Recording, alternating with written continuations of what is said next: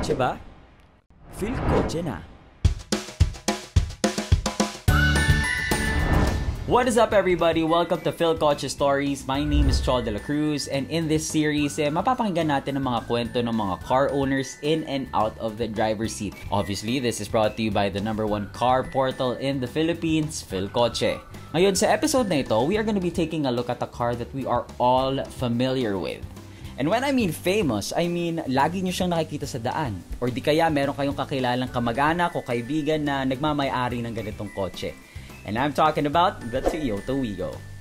The Toyota Wigo was actually released back in 2014 and just last year, listen to this, they hailed it as the third most selling car of the company.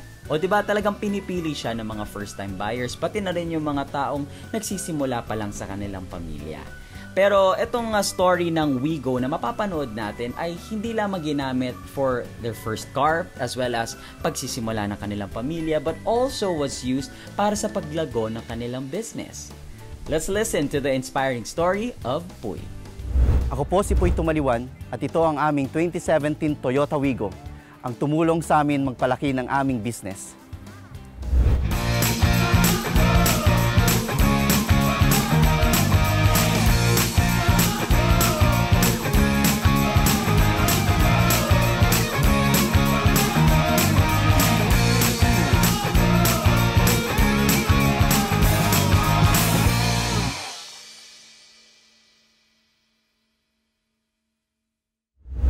Before we started doing business, ako po ay isang network engineer at si Mrs. naman po ay isang customer service sa isang call center. So nag-start yung business namin way back 2013. Ang business pa lang namin noon is music center at saka isang dance studio. Tapos inside the dance studio, nagbenta si Mrs. ng mga RTW which is yung mga pre-loved niya. And then nakita niya parang mas malakas yung mga pre-loved. And then, yun, nagkaroon ng transition from music and dance, naging RTW. That's way back 2014 naman nung nagkaroon kami ng transition. So, ang business po namin is RTW, which means ready to wear. Ang unang ginagawa namin noon, binibili namin yung mga RTW dyan sa may Taytay, Tiange. Tapos, we decided na we make our own designs. Kami na rin po yung bumibili ng tela, tapos kami na rin po yung nagtatabas.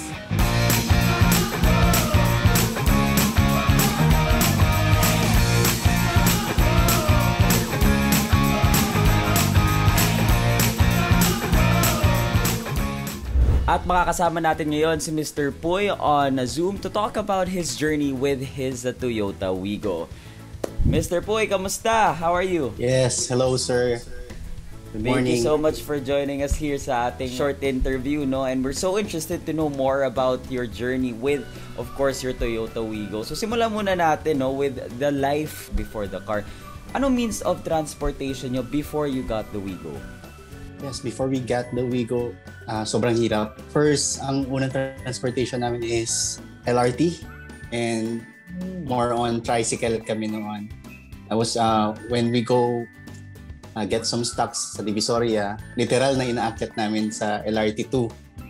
Yung mga stocks namin, buhat-buhat ko. By that time kasi hindi pa masyadong strict ang LRT noon eh.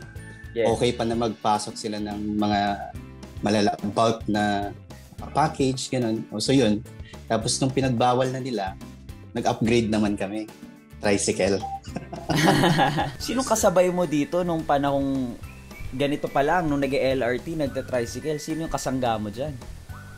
Yung lifetime partner ko, as always, si Mrs. pa rin. Yeah. Ganun. Yun lang kasi, ako lang ang nagbubuhat, syempre. Always be a gentleman, di ba? Kaya yun, nag-arkila na kami. From tipid, medyo nag-upgrade naman kami, 200 ng arkila na ng tricycle. So yun, yun ang life namin before the Wigo. Ayan, paano nyo naman dinidiskartehan yung paghakot noon from Divisoria to bahay? Ayun, balikan talaga kami. Hassle talaga ng arkila. Parang 3 balikan yung tricycle namin. So, wow, 200 going to our house. Tapos balik na naman ng Divisoria, 200 na naman. Wow. So parang co-compute natin, 3 balikan. Yes. 4, 8, 12, 1, 2 agad sa isang ganun lang, isang biyahe. Tapos di pa kasama dun yung pagod, no? Tsaka yung hirap na Yes, sir. dinanasan nyo rin noon, no? Pero nung time na yun ba, saan ba yung bahay nyo? Santa Mesa pa kami nun. Oh, there's my baby. Come here, baby. Oo, come here. Ayan, adorable. Ano pangalan niya? Daryl. Yan ang tunay na working dad, no? Hi, Daryl! Say hi, say hi. Mukhang bagong gising. Tawagin ko lang daw yung mami niya. Okay lang, Sige. sir? Go ahead. Bilis lang to. Imagine, no?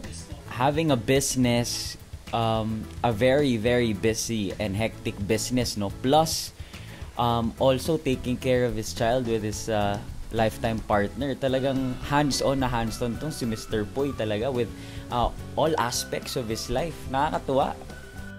Hello, sir. I'm back. Sorry Ayan. for... Okay lang yon. I understand, no? Pero, yun na, sabi mo kanina, nasa taga Santa Mesa ka. Taga Santa Mesa kayo, tapos Divisoria kayo kumukuha ng stocks. Hindi naman ganun kalayo, pero still, I can imagine the hassle, no? But, eto na, let's move on to you getting the Wigo na. Anong naging consideration nyo nung time na pumipili pa lang kayo ng kotse?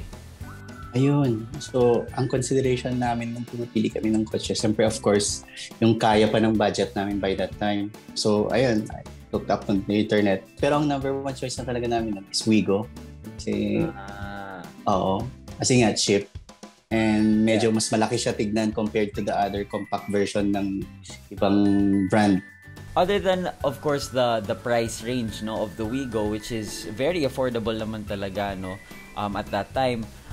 Ano pang other considerations nyo why you got specifically the Wigo? Kasi, you know, if you think about it, and kung sabi mo nga kanina, no, 3 hakot kayo, pabalik-balik kung magre-rent kayo ng tricycle, di ba?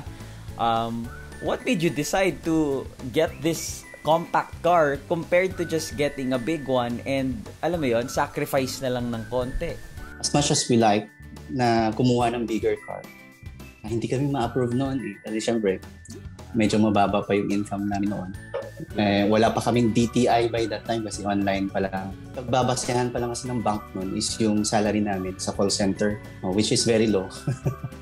Ayun, so sabi ng agent, kung gusto daw namin i-consider yung mga compact cars such as Wigo, so first choice ko na rin yung Wigo. So we went for it.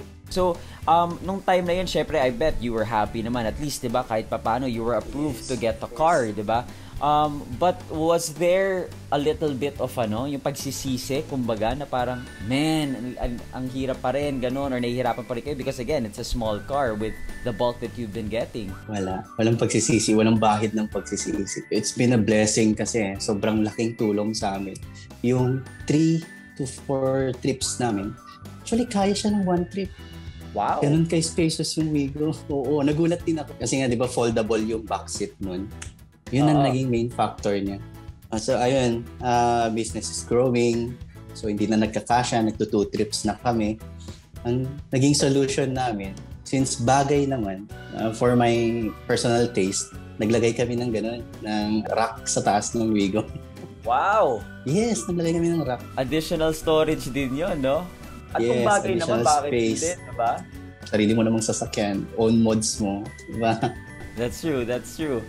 And syempre, no, isipin mo pa rin naman, 'di ba? You bought the car also for the business. So, you have to make it as efficient as possible, 'di ba? Yes. Para talagang walang dagdag cost para sa businesses nyo. But ito, besides of course helping you out with the business and all of that, ano pang mga memorable moments na meron ka with your Wigo? Since nagkaroon kami ng Wigo, so we went on trips, ganun naman. We went to Baguio, we went to Taytay, we went to everywhere we want. Kasi meron ng transportation eh. So every rest day namin, as much as we can just unwind using our Wigo, go on adventures with my wife. Mas less hassle na siya kasi hindi na kami nagko-commute. We can go wherever we want. Oo. Tapos, ang maganda pa dun, is sobrang tipid talaga niya sa gas.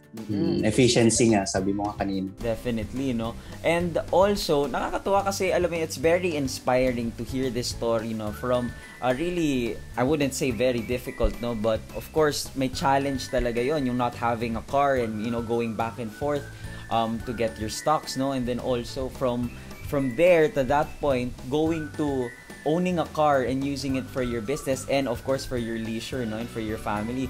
So now naman, do you still use the Wigo for the business? Or pinag-retire nyo na ba? Ay, hindi pa mag-retire yun. Hindi pa. Hindi pa, oo, matibay eh. For business, yes, ginagamit pa namin for business. Pero for heavy workload, katulad nung magkakarga na sa Wigo, hindi na. Hindi na siya pinagkakarga ng mga stocks. Kasi dun sa pinagbibilhan namin, sa supplier namin ng tela, may free tracking na sila for us na mga suki. Yes. So ayun, parang nabawasan na rin ng trabaho si Wigo. Ang main na lang na duty niya is ihatid ako dun sa telahan. Ibalik ako safely sa home. Ganun.